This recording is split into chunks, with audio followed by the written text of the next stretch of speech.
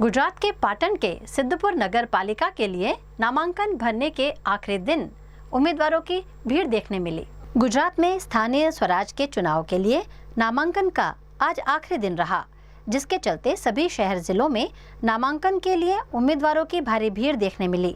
सिद्धपुर नगर पालिका चुनाव के लिए प्रांत कार्यालय में सुबह से ही नामांकन पत्र भरने के लिए उम्मीदवारों का उत्साह देखने मिला।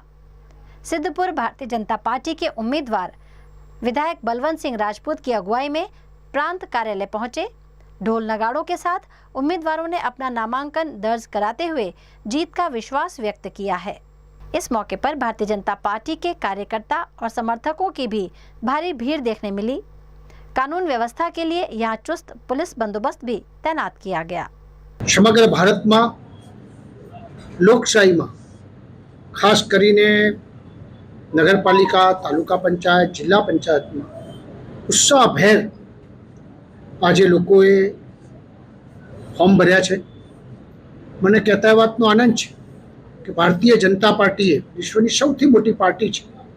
एमणे नगरपालिका में 36 उम्मीदवार लड़ाया छे अने तालुका पंचायतनी अंदर 22 उम्मीदवार लड़ाया छे।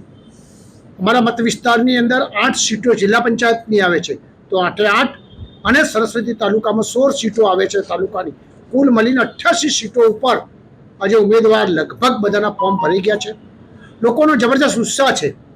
भूतकाल में 29 सीटों नगरपालिकानी अंदर भारतीय जनता पार्टीनी हती।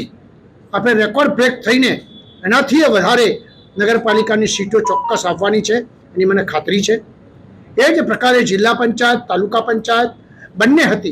आ फेर तालुका पंचायत, जिला पंचायत, सिद्धपुर तालुका, सरस्वती तालुका एथी एनाथी पर सारी बहुमतीथी आपणे जीतवाना छीए। मात्र जो कारण होय तो विकास। आदरणीय प्रधानमंत्री नरेन्द्रभाई मोदी साहेब जे रीते भारतनो अने विश्वमां भारतनो आज डंको वागे छे, ए ज रीते गुजरातना मुख्यमंत्री भूपेन्द्रभाई पटेल साहेब पण ए प्रकारनी व्यवस्थाए गुजरातना अनेक प्रकारना काम कर्या छे।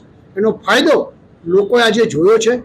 हजारोनी संख्यामां लोको आज अगर आव्या छे अने बधाए उत्साहभेर भले शिस्तमां रहीने 5 लोको फॉर्म भरावा गया होय पण टेकेदार तरीके घणा बधा लोको અહીં આવી उत्साह વધાર્યો છે અને આ उत्साह જોઈને વિશ્વની સૌથી મોટી લોકશાહી ભારત દેશ ખરેખર આપણને એમ થાય કે આ લોકશાહીની અંદર લોકો કેટલા જાગૃત છે અને સેવા માટે કેટલી મહેનત કરવા માટે આજે યુવાન મિત્રો, બહેનો, ભણેલા ગણેલા એન્જિનિયર, ડૉક્ટર એવા લોકો પણ આજે આગળ આવી રહ્યા છે।